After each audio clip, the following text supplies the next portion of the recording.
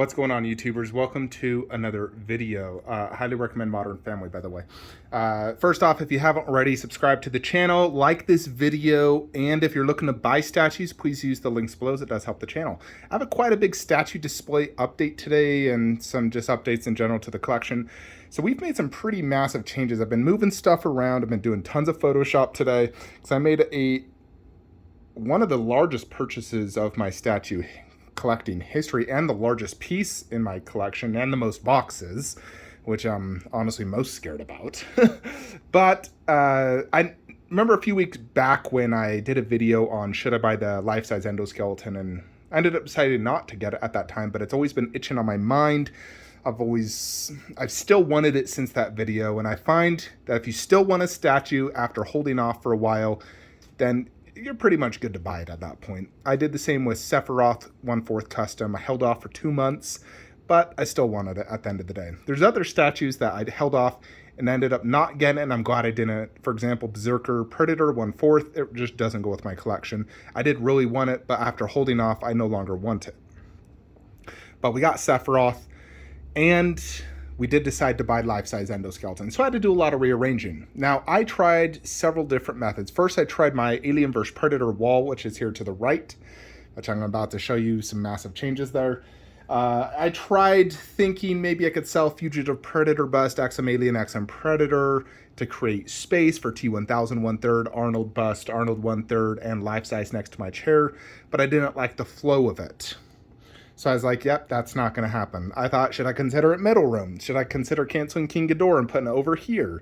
And I'm like, no, I'm not canceling that. So I decided the only other alternative solution was to switch my creatures and Predator wall. And let me show you how this has turned out. So Alexa, turn on home theater statue lights. Disregard this shelf. I had to remove this, but more or less, Alexa, shut up. So here is what we did. We basically moved Gremlins right here. Now, I'm not done yet. I've moved the statues, but I have not fixed the COAs, the posters, the wall mounts. I do that absolutely last until I 100% have solidified it, because there are times where I switch a display, then I decided to switch it back, but I removed the posters, and it was a huge hassle. So I don't switch posters and wall mounts till we're 100% done.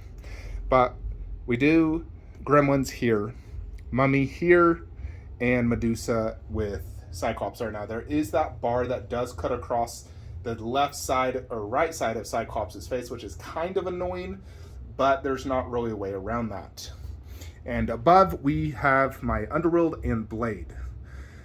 So, yeah, in a few different scenarios, it did have me selling off Blade Trinity, which I don't like, because I do like it.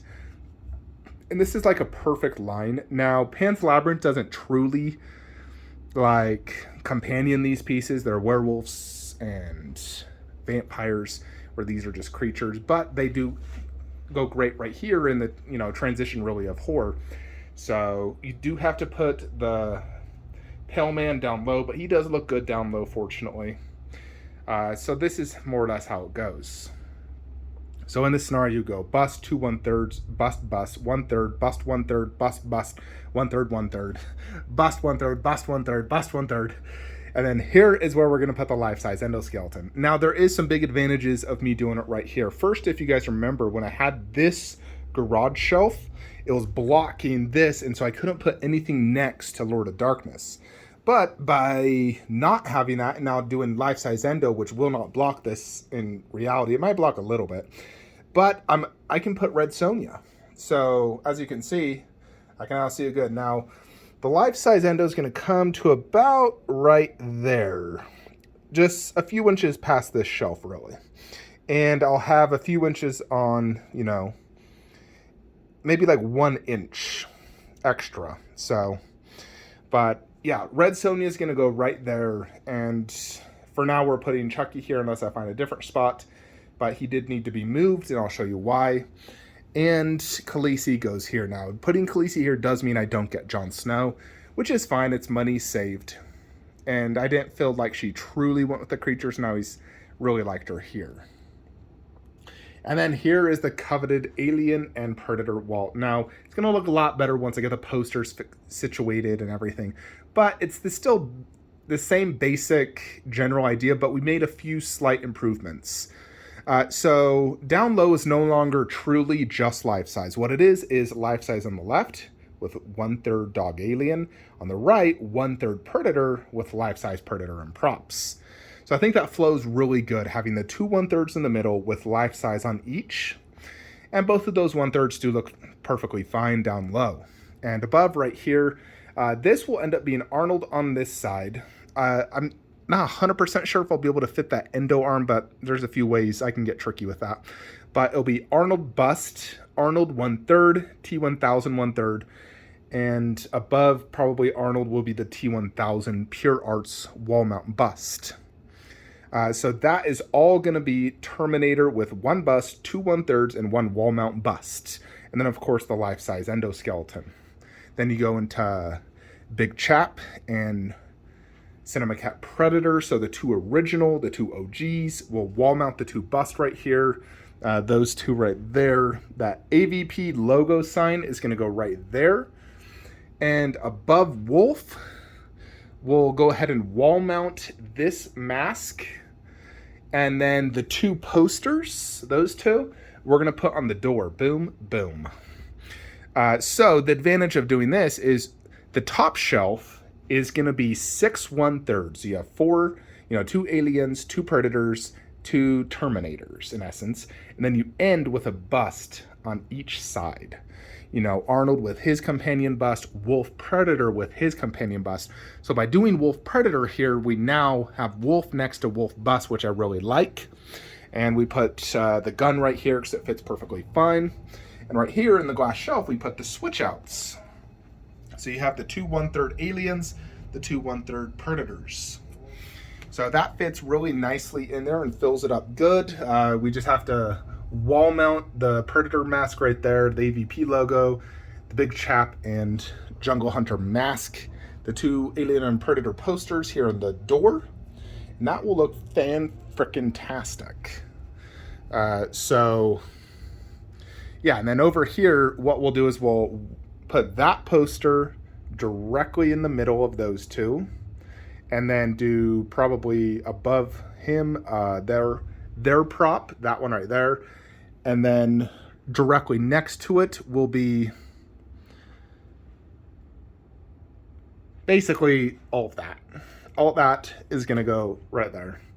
And the Pan's Labyrinth poster, I mean, technically, I could put it there. It'd just be dangling down into the freaking window well. Hate that window well. Which I can do. I'm not the biggest fan of having posters dangle and you can see it like that. But if I want to display that poster, which I do really like that poster, I think it really complements them, then that is one thing I can do. So we could hang the Pan's poster there.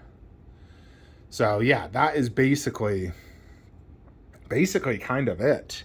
I'll be able to do some nice things with this right here. Thinking, yes, this actually will be very convenient actually, because I have an idea. I've been wanting, I needed 4 of these, and then I'm going to steal one of those and put this in my Marvel corner and remove the glass shelf, and that where Hulk Bust is at, create one of these shelves.